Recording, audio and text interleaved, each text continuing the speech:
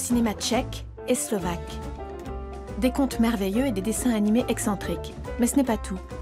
Saviez-vous qu'un film muet tchèque fut l'un des premiers à oser montrer un orgasme féminin à l'écran? Ciné Kino met en lumière des joyaux et des curiosités du cinéma européen. Aujourd'hui, la Tchéquie et la Slovaquie. Moteur.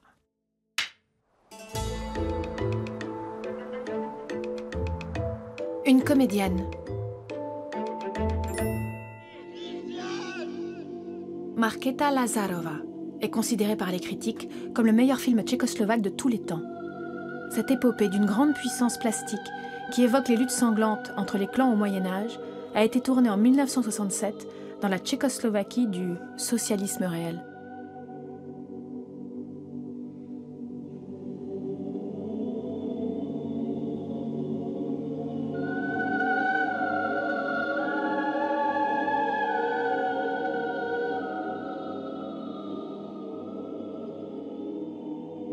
Le réalisateur František Vlačil opte pour une vision sombre du passé et trouve l'interprète idéale pour le premier rôle, la jeune Slovaque Magda Vašáriová.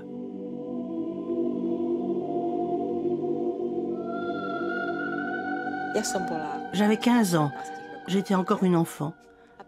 L'équipe du film est venue dans mon école. Ils cherchaient une jeune fille de 14 ou 15 ans.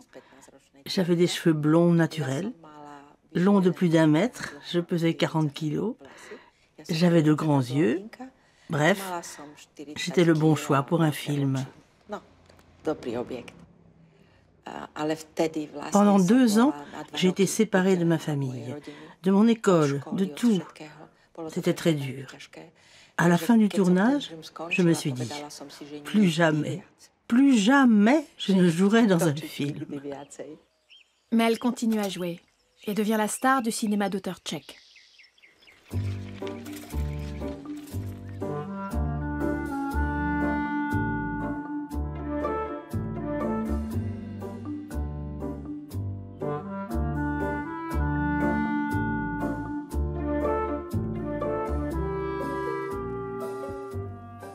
Čím víc toho do seba dám, potom, až si to odnesím za sebou. Les oiseaux, les orphelins et les fous. Le film de Juraj Jakubisko est interdit. Raconter l'histoire de 3 jeunes gens devenus orphelins à la suite de conflits politiques, voilà qui était trop subversif après l'entrée des troupes soviétiques en Tchécoslovaquie. Magda Vašáriová va se heurter au pouvoir de la censure, comme beaucoup d'artistes de sa génération. J'ai été renvoyée de l'université à cause de ce film de Jakubisko. Pendant une 20aine d'années, il a été l'exemple de ce que le cinéma n'a pas le droit de montrer dans un pays socialiste. Magda Vašáriová en tire les conséquences.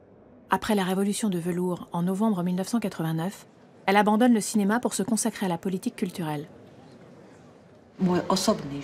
Mais ces 40 ans de privation de liberté ont lourdement pesé sur ma vie personnelle.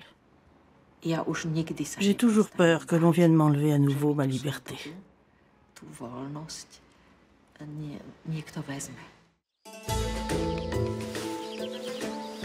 Une personnalité marquante, le brave soldat Švek.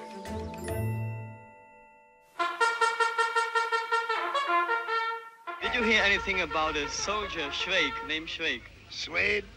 A soldier? Yeah.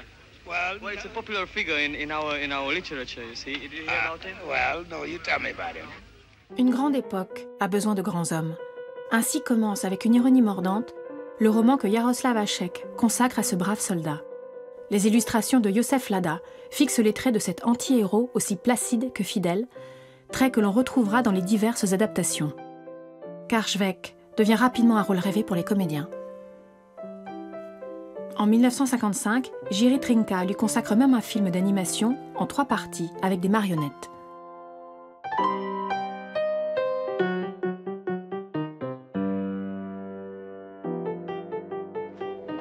Švejk ne se révolte jamais, mais sa façon de s'adapter crée le désordre. Insouciant et bavard, il se fait sans cesse mal voir. Il est arrêté, inspecté, examiné sous tous les angles. Candide, il fait ce qu'on lui dit de faire. On se résigne à le déclarer faible d'esprit, mais il fait danser l'asile d'aliénés.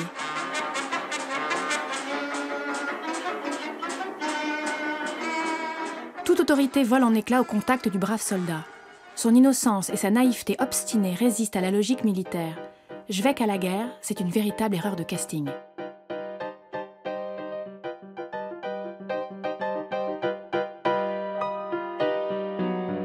Parce qu'il reste fidèle à lui-même, il surmonte tous les dangers. Il ne les voit pas, tout simplement. Il n'a qu'un rêve. Pouvoir profiter de la vie sans qu'on vienne l'en empêcher.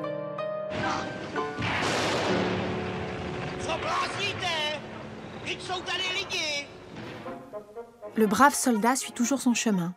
Subversif à force d'obéissance aveugle, il dévoile l'ordre des choses.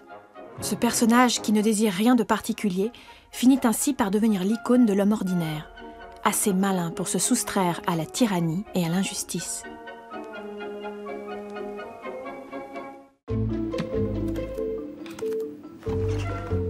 Un réalisateur.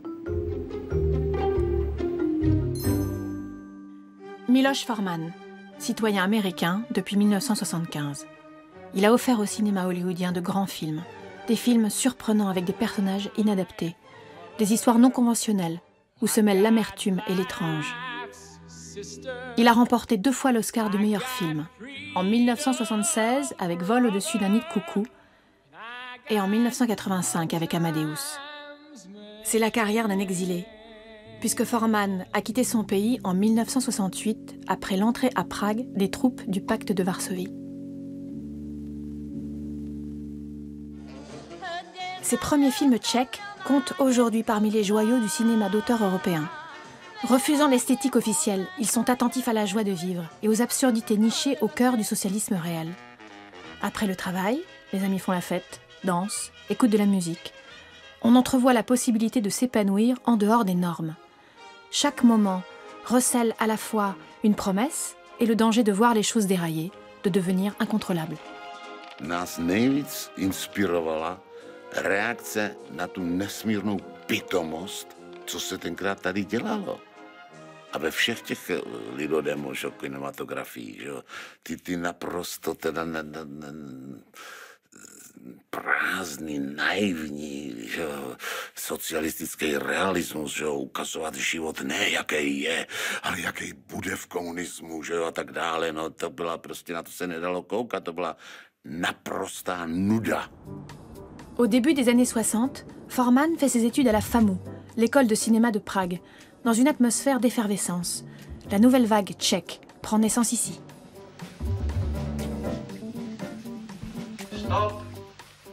Un exercice de mise en scène à l'école. Kameramann, messen Sie noch einmal das Hauptlicht nach, es scheint mir etwas zu schwach. Et une scène du film de Forman, Les Amours d'une blonde, tournée avec des comédiens non professionnels, nourris d'observations documentaires. À mon avis, l'humour tchèque est un don magnifique, qui consiste en cette incroyable capacité des gens à l'autodérision. Et c'est propre à Menzel, mais aussi à Forman et à Vera Chytilova, à tous les auteurs de la nouvelle vague tchèque, y compris les plus enclins au tragique, qui se moquent aussi d'eux-mêmes et de leurs concitoyens.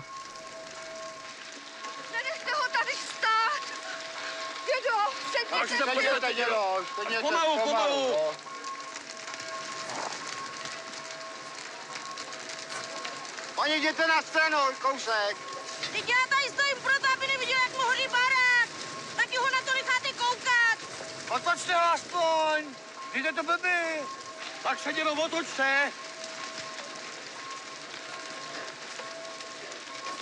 Sedněte si, dědo, sedněte, pomalu. Teď se tam stejně dívá. Dans Au feu les pompiers, Forman crée des situations absurdes que nous connaissons tous. Et il les pousse à l'extrême. D'un côté, nous avons l'impression de participer à l'action et d'avoir déjà vécu cette situation, mais en même temps, nous restons spectateurs. On est à la fois dedans et juste à côté. Et c'est ça, à mon avis, qui nous saisit et nous fait tellement rire. Parce qu'on se dit, c'est exactement comme ça dans la vraie vie. Ça m'est déjà arrivé. Je crois que des comédiens professionnels n'auraient jamais pu produire un tel effet.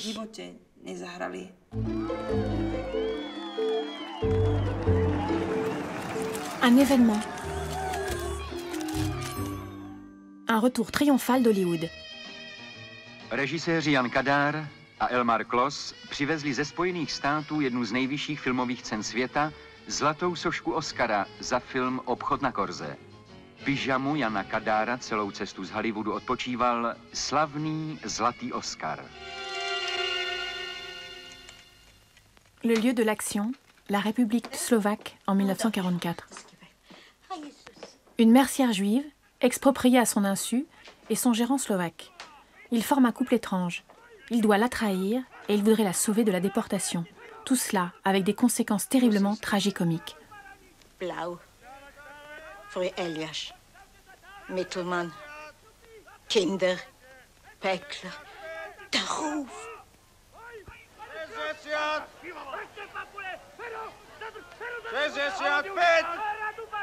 Hoe zich toe? Le miroir aux alouettes a été tourné en grande partie dans la ville slovaque de Sabinov. De nombreux habitants ont fait de la figuration. En 2016, une statue y a été érigée en souvenir de l'Oscar remporté par le film. Bien qu'elle soit haute de 2,50 m, on ne peut s'y tromper. Elle représente bien un Oscar. Mais avec des variantes. Elle n'a pas d'épée, mais tient dans sa main un bouton. Un hommage à cette mercerie qui en vendait dans la Grand Rue. Ou qui n'en avait plus à cause de la guerre.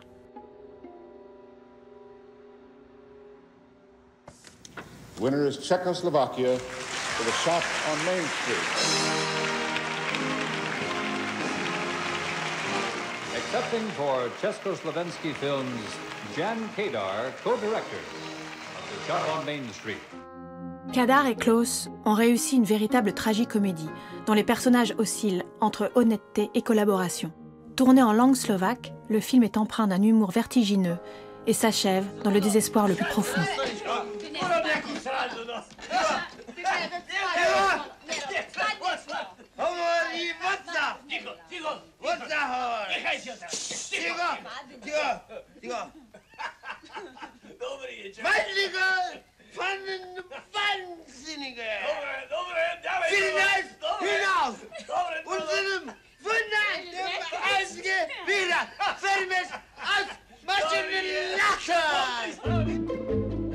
Un chiffre. 289 230. Les films d'animation du Tchèque Jan Švankmajer reposent sur le principe de la métamorphose. Un photogramme après l'autre, il met en scène des transitions, des transformations. Rien ne demeure inchangé. Les frontières se dissolvent entre l'animal et l'homme, entre le vivant et l'inanimé. Un art subversif où règne l'humour surréaliste. L'animation consiste à mettre en scène des métamorphoses, image par image. C'est un long processus artisanal. Švankmajer a le projet d'un nouveau long-métrage intitulé Insectes, d'après la pièce des frères Čapek, de la vie des insectes. L'économie du projet repose en partie sur le financement participatif. Le maestro a donc fait de la publicité en ce sens sur Internet, où il a livré quelques aperçus de son travail. Résultat, en 4 semaines, grâce à ses fans dans le monde entier, 289 230 $ ont été collectés. Lidé ze západu se často ptají, jak bylo možné v totalitním Československu tvořit tak osobní a svobodné filmy. Ta represe se totiž vyvíjela v určitých vlnách. Uvolnění, utažení, uvolnění, utažení. Já jsem měl to štěstí, že jsem chytil 2 takové uvolňující vlny.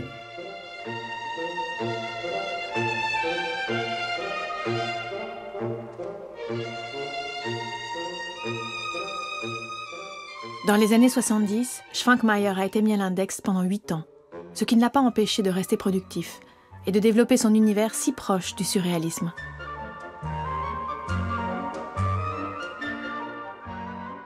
Předměty pro mě vždycky byly životnější než lidé. Jejich paměť je totiž mnohem delší než lidská paměť, která je omezená smrtelností.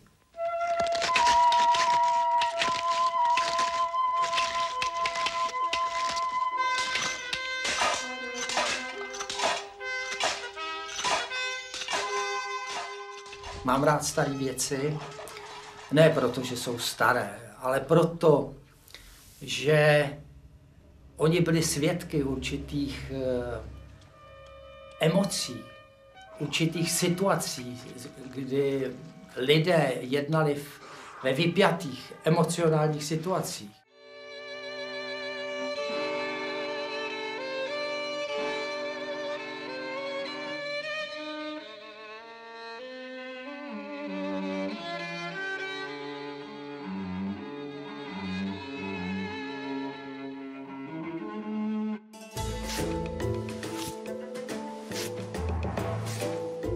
Une date.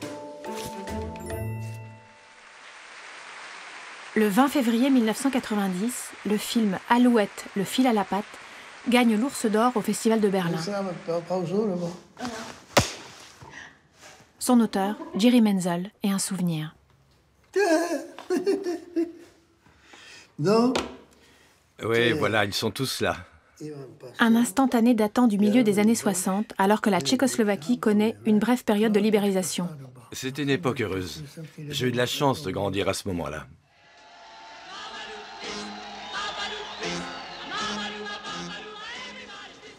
C'est le début du printemps de Prague.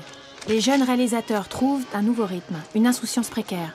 C'est ici, à la FAMU, l'école de cinéma de Prague, qu'ils expérimentent des formes nouvelles. En ce milieu des années 60, l'école jouit d'une renommée internationale, de même que le cinéma tchécoslovaque. On parle d'une génération dorée. Nous avons tous étudié la mise en scène dans cette école et nous avions des liens très forts. Le régime nous a appris, ou plutôt nous a obligés à nous serrer les coudes.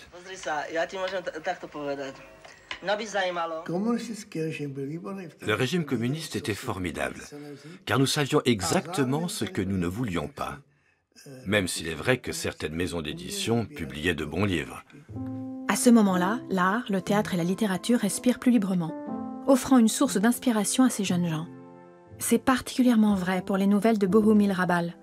Les étudiants en cinéma adaptent ces récits, à commencer par Jerry Menzel. Par chance, je connaissais Bohumil Hrabal. Dès que c'était possible, je m'inspirais de ses écrits. Puis j'ai trouvé parmi ses textes une nouvelle qui se passe dans les années 50. Cette époque bizarre, mais aussi triste et tragique, où les communistes étaient au pouvoir chez nous.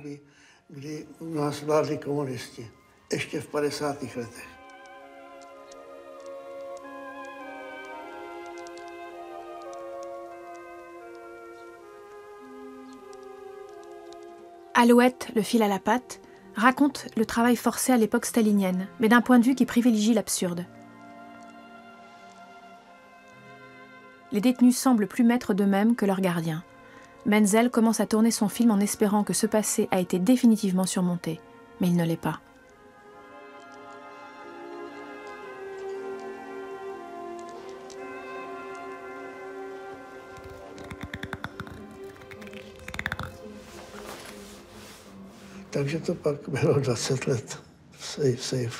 Il est resté pendant 20 ans dans un coffre et on ne l'a montré qu'au Festival de Berlin. Personne ne voulait croire que ce film avait été tourné 20 ans plus tôt. Heureusement, l'acteur principal était là et 20 ans après, bien sûr, il avait pas mal vieilli, ce qui prouvait l'âge du film.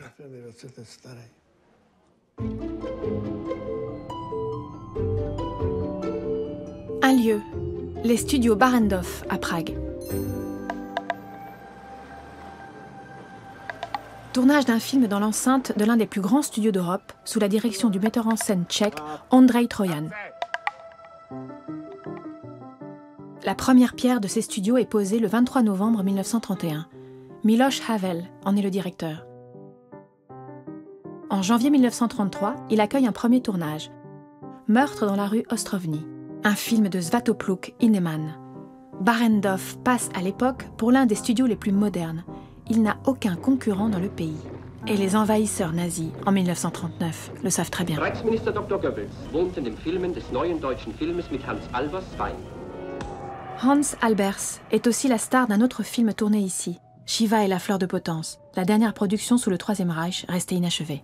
Schließlich konnte der Drehplan nicht mehr eingehalten werden, denn jeden Tag fehlte irgendein Darsteller. Einer nach dem anderen setzte sich ab. Er verschwand einfach spurlos. Keiner wollte den Russen in die Hände fallen, die schon fast in Sichtweite waren, während der Wehrmachtssender noch immer vom Endsieg faselte. Après 1945, le cinéma tchécoslovaque est nationalisé et Barrandov devient l'épicentre d'une production globalement fidèle à la ligne du parti. Mais la nouvelle vague déferle jusque dans les studios, appréciée désormais par les productions internationales. En 1982, Barbra Streisand tourne ici Yentl. Et un peu plus tard, Miloš Forman revient dans sa ville natale pour tourner Amadeus.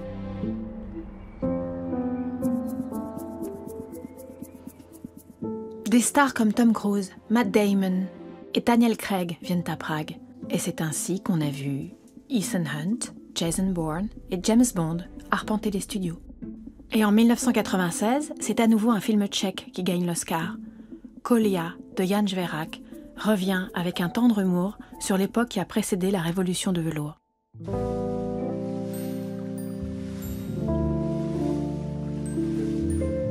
Une scène érotique.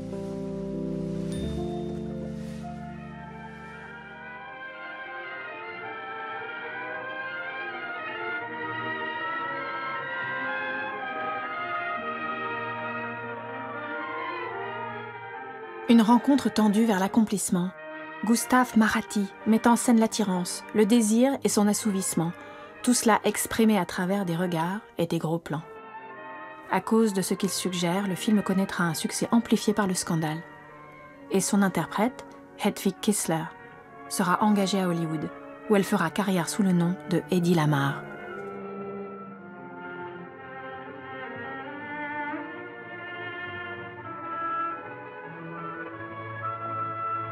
Les historiens du cinéma voient dans cette scène la première représentation de l'orgasme féminin à l'écran.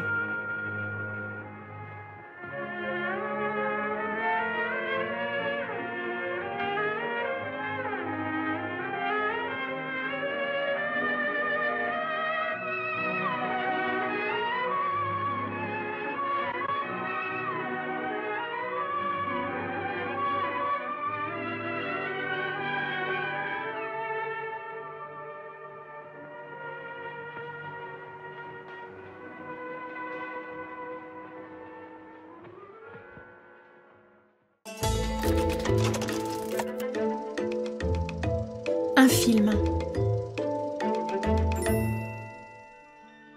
Les contes de fées doivent être racontés de façon plausible, avec amour et persuasion. Le cinéma tchécoslovaque sait le faire mieux que nul autre. L'une de ces féeries cinématographiques deviendra un succès européen indémodable. 3 noisettes pour Cendrillon. Plusieurs générations sont ravies de le retrouver à chaque fin d'année, car il est vraiment devenu l'archétype du film de Noël. Les enfants vouent un culte à l'actrice principale, Libouche Shafrankova. Au départ, nous devions tourner en été et tous les costumes étaient préparés pour cela. Mais soudain, on nous a dit « il faut commencer tout de suite ». C'était sans doute pour des raisons financières ou parce que la DEFA était déjà prête à tourner, je ne sais pas pourquoi, mais en tout cas, il a fallu commencer tout de suite. Et il faisait très froid. On est parti à cheval dans la neige, en costume d'été. Mais en fin de compte, le résultat à l'écran était bon. L'équipe entière souffrait du froid, mais moi j'étais sur un cheval qui me réchauffait. Donc je n'avais aucune raison de me plaindre.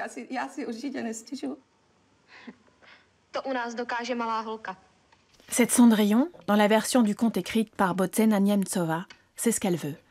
Plus encore que dans la version originale des frères Grimm, elle est pleine d'insouciance et de joie de vivre, et elle a du tempérament. Un personnage de conte de fées, et en même temps, un modèle. En 2013, pour le 40e anniversaire de sa sortie, le film est fêté dans le monde entier. Ils ont pris la scène du bal où je parle tout le temps avec le prince. Les joues sont noires dessus, mais ce n'est pas un ramoneur. Un chapeau avec des plumes, l'arbalète à l'épaule, mais ce n'est pas un chasseur. Un très très long monologue.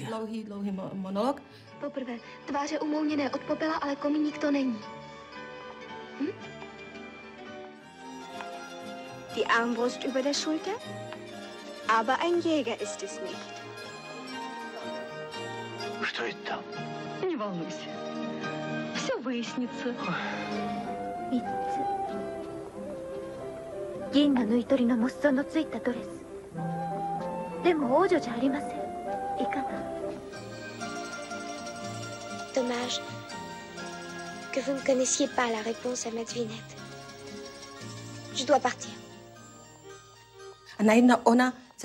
Et d'un coup, elle se met à parler en arabe, juste comme ça, puis en russe, en allemand, en tchèque, en anglais, et ainsi de suite dans le même monologue. C'est alors que je me suis dit, notre monde n'est pas si mal parti.